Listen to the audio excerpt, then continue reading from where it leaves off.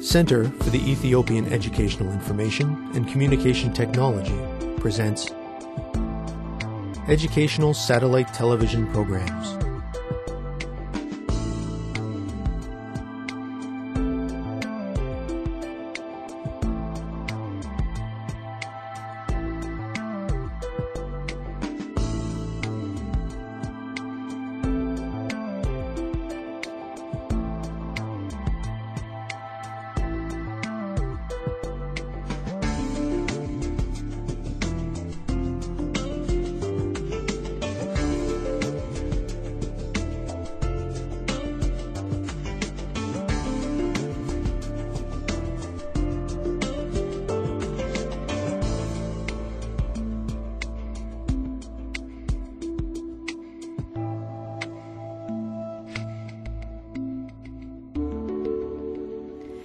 Hello, teacher.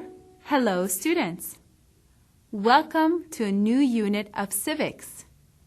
In this unit, you will learn about the relationship between the Constitution and other laws. You will also study conflict management, and you will learn about how the judicial system protects the rights of citizens. In this lesson, we will focus on the Constitution and other laws. We will discuss how the Constitution is made in Ethiopia, how it is changed, and its relationship to other laws. Are you ready to begin, students? Let us get started. You have studied rule of law in previous grades. I would like to ask you a review question. Students, please write down what you think the relationship is between the Constitution and rule of law. You may have to define rule of law before answering this question. Go ahead, students. Students, let's get ready. Begin.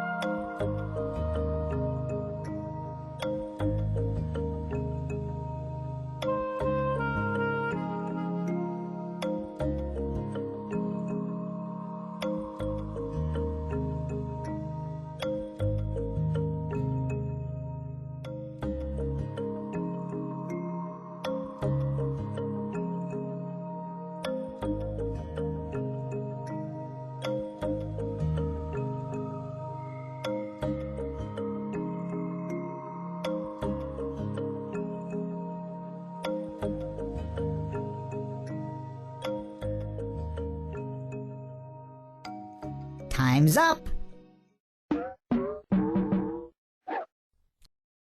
Let's get back to our lesson. Welcome back. I wonder if this was an easy question for you. Let us define rule of law before we explain its relationship to the Constitution. As I am sure you recall, students, rule of law means that the law is supreme and everyone is subject to the law. Everyone is also equal under the law.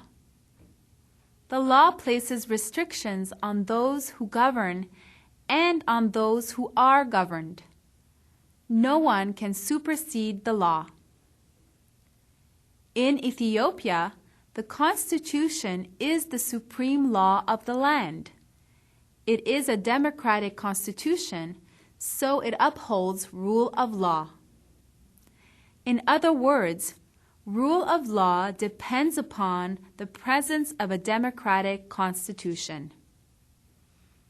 Because the Constitution is the supreme law, there are complex procedures for making it and for amending it. These procedures differ from the way that ordinary laws are made and amended. Students, please form groups of 3 or 4. Discuss how you think the Constitution is made and amended compared to how other laws are made and amended. When you are ready, students, you may begin your discussions. Students, let's get ready. Begin.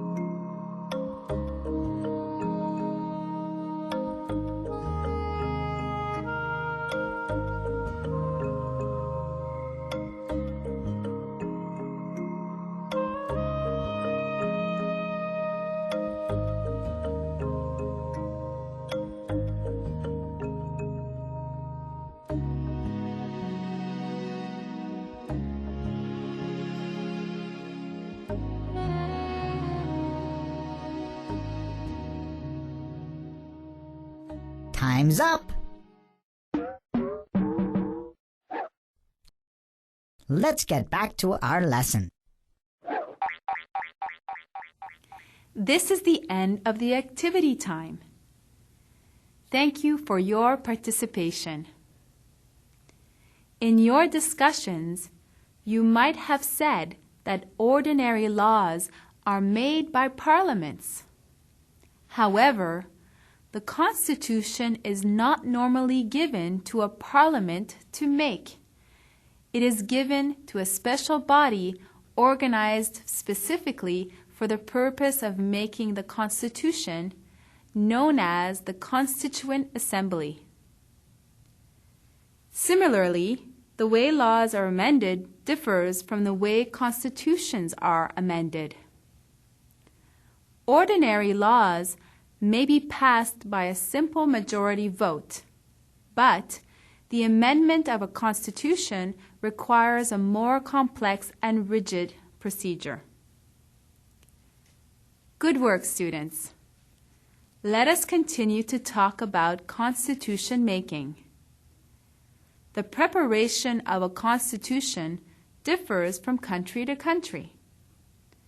Historically in Ethiopia, constitution making was carried out differently from regime to regime. Often, they were unwritten agreements based upon norms, precedents, and values. The imperial constitutions of 1931 and 1955 were grants given by the emperor to his people. The people, therefore, had very little involvement with the creation of these constitutions. Similarly, in 1987, the socialist constitution of the Derg regime was created by the henchmen of the current political leaders. It was made without popular participation. In contrast, the 1995 constitution of the FDRE was prepared through a wide and all-encompassing method that democratically included the values of the people. First, essential constitutional issues were discussed through the country at the Kibeli level. Then, decisions were reached on these issues and forwarded to the Constitution Drafting Commission that had been appointed by the transitional government. A Constituent Assembly was elected, and its task was to go through the draft of the Constitution and finalize it. The Constituent Assembly was made up of 538 members, and the Constitution of the FDRE was approved on the 8th of December, 1994. The Constitution of the FDRE was formulated, drafted, and approved through a deliberately democratic process. It took a great deal of time and effort to make.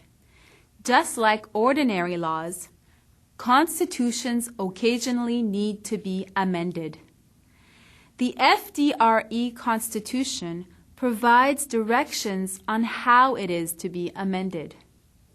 It states that an amendment may take place only when the House of People's Representatives and the House of the Federation approve a proposed amendment by a 2/3 majority vote. Also, 2/3 of the councils of the member states of the Federation must approve the amendment through a majority vote. You can see that the Constitution provides for an amendment process that is truly democratic. Let us now discuss the difference between the Constitution and other laws. The Constitution is the supreme law of the land, while other laws are legislation from the people's representatives. This means that all other laws must conform to the Constitution. A constitution states general principles, while details are expressed in other laws. A constitution outlines the social, political, and economic policies of a government, and it states the rights, duties, and obligations of citizens. Students, think of a law that can be amended. Would it constitute an amendment to the Constitution or the creation of a new law under the Constitution? Students, let's get ready. Begin.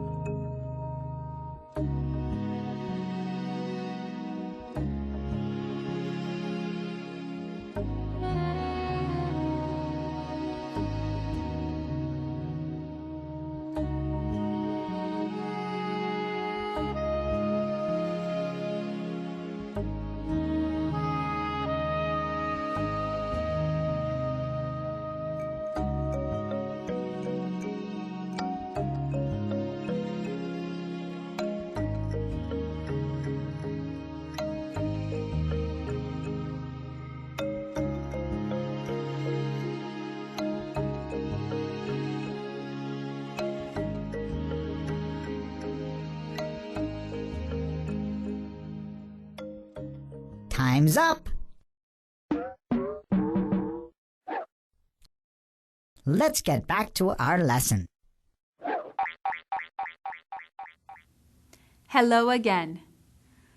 You probably focused more on changing ordinary laws than on amending the Constitution. Even a change involving healthcare or education does not involve a constitutional amendment. Amendments to the Constitution happen infrequently. This is the end of our lesson. Next time, we will learn about rule of law and conflict management. Until then, thank you, teacher. Thank you, students.